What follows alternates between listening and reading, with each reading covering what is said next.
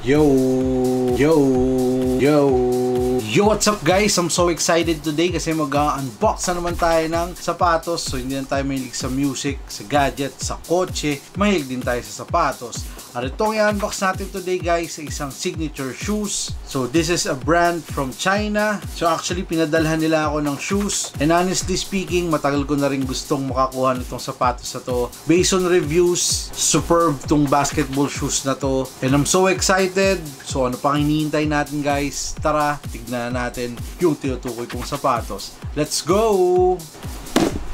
So guys, so ito yung box niya. So dito ay may parang dot. Dito sa gilid, nothing special. Dito yung kanyang signature. Dito sa gilid, yung pangalan ng sapatos, yung size. So hindi ko lang maintindihan kung ano yung nakasulat dito. Sa ilalim, size conversion.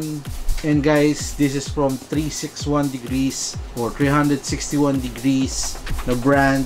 Sa taas guys, makikita nyo dyan the mayor, then ito yung logo, then meron ditong hard work and honor. So guys, buksan na natin, tingnan na natin kung ano yung nasa loob. Let's go! So guys, pagbukas ko ng box, makikita ko yung mukha ni, kilala nyo ba siya guys? Siya ay si Spencer Dinwiddie. And ito yung signature shoes niya. So syempre may paper from 361. So manipis lang yung paper na kasama. And then guys, yung shoes. Look! Solid. Panalo rin.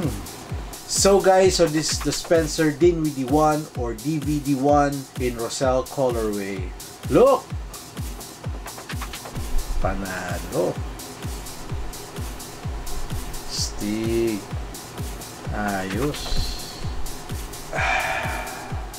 So guys, so ito yung aking latest cup, si Spencer Dinwiddie 1 or DVD 1 kasi DVD 1 ganun ata yung tawag sa kanya sa China. And grabe guys, affordable basketball shoes siya. So it's around 2.8 to 3.5, parang ganun yung nakikita ko sa online store. Sa unang feel, parang hindi siya ganung price parang mas mahal pa siya, pero it's so good, very comfortable itong sapatos na to. And ito nga pala yung nakuha kong colorway, para siyang gray na may hints ng pink. So wala pa kasi akong ganitong kulay ng sapatos, mostly black talaga yung kinukuha ko. And isa rin sa mga nakita ko doon is yung Be-Water, para siyang Bruce Lee. Isa yun din sa mga gustong-gusto ko rin makuha. So like I said, matagal na akong gustong makakuha ng DVD 1 kasi marami ako napapanood na nagre-review ng sapatos na. This is one of the best basketball shoes na mabibili niyo today.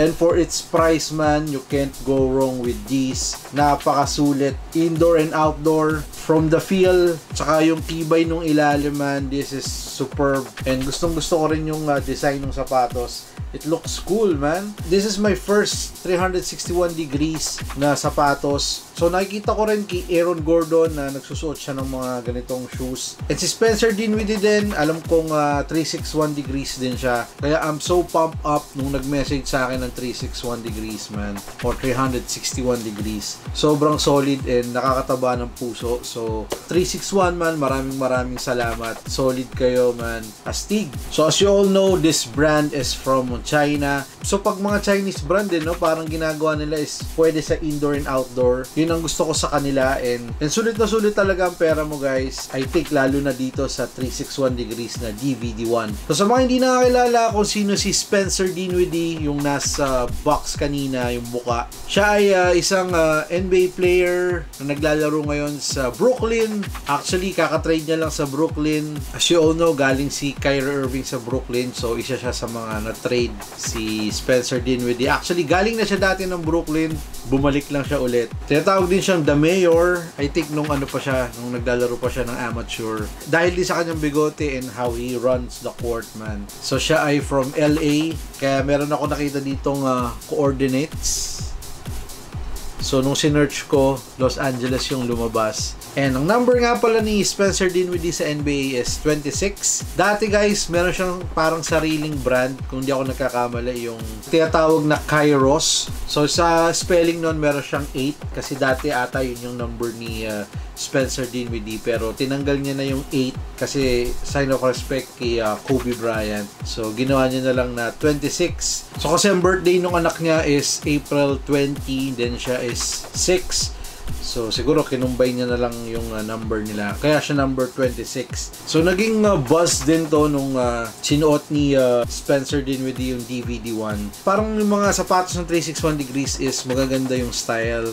And actually marami ako nakikita ng mga Pinoy na nagsusuot din ng 361 degrees. Actually very good yung kanilang design. So maraming colorways sa Shopee akong nakita sa 361 degrees, man. And marami rin silang magagandang sapatos doon. So hopefully sana matry ko yung ibang sapatos doon and sana ma-unbox natin sa channel. But for now, DVD1, man, kung i-rate ko siya, I think it's 9.5 out of 10. So almost perfect para sa akin itong sapatos na to kasi it feels nice on my feet. Laking gulat ko na napaka-komportable niya. And like I said, very nice yung price niya sa ganitong kasolid na sapatos. Hindi ko lang alam guys kung bakit siya tinawag na Roselle, pero I think para sa isang tao, correct me if I'm wrong guys, pero gusto ko talaga yung colorway na to with hints ng pink and gray, man. Then para may light blue pa dito. So para sa akin, napakaganda. And excited na akong gamitin siya on and off the court. Siguro isa to sa mga magiging beater shoes ko.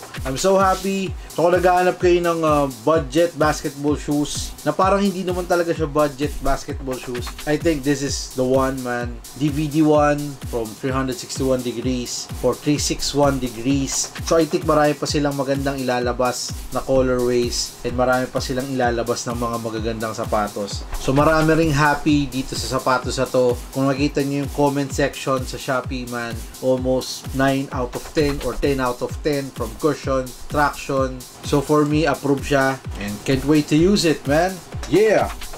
Mesh upper. So very soft yung upper niya. Maganda yung quality ng paggagawa nitong upper, man.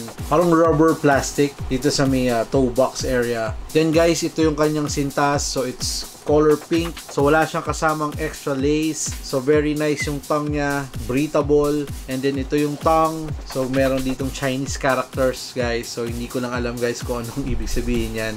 So sa mga nakakaintindi, please leave a comment sa baba, guys. And then sa insole niya, guys, meron ding Chinese characters hanggang dun sa harap ng shoes. Nakikita nyo guys dyan, may mga Chinese characters.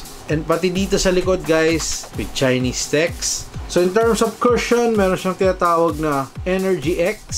So it will boost your jumping performance, man. So wala na kayong magiging problema sa Energy X. Shoot, cut, fast break, you will dominate the court, man. And guys, itong nakikita nyo na to is tinatawag itong surround TPU sideways to improve lateral stability. So guys, so ito yung ilalim or traction ng DVD1, guys. Meron dito nakalagay na 361 degrees and the mayor and yung kanyang logo, guys, na tinatawag nila tong nylon anti-twist sheet to improve sole support. And then dito guys, may tinatawag na Rubstech or Robustech. So I think yun yung tech nitong pang-ilalim ng DVD1, man. In fairness, matigas yung ilalim. So I think this is great for outdoor. Yeah!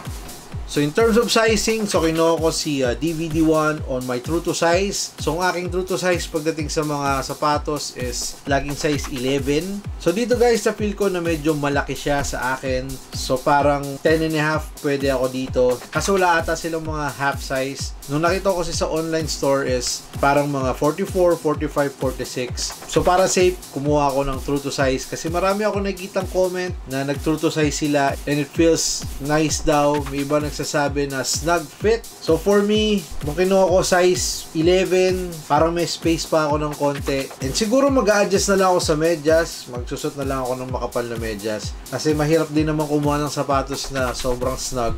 And yun naman kasi yung ayoko pagdating sa sapatos. So lagi ko sinasabi, pag bibili ng sapatos, sukat muna bago bumili. Pero since online nyo siya mabibili, for safety guys, go true to size. Kasi halos karamihan na nagko-comment dun sa online store is puro true to size and they're happy. Pero ako, siguro sa susunod, full size or half size down works for me. Ayos. So guys, maraming salamat. So isang quick look or quick unboxing dito sa ating 361 degrees Spencer Dinwiddie or DVD1. Sa lahat ng subscribers sa patuloy na nanonood at sumusuport dito sa ating channel, maraming salamat sa inyo, man. Salute!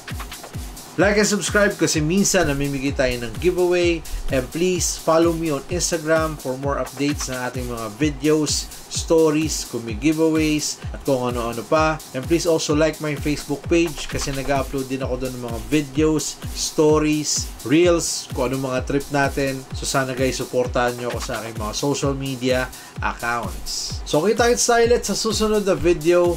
So peace! I'm signing out. Spencer Dinwiddie, 361 degrees. Brap!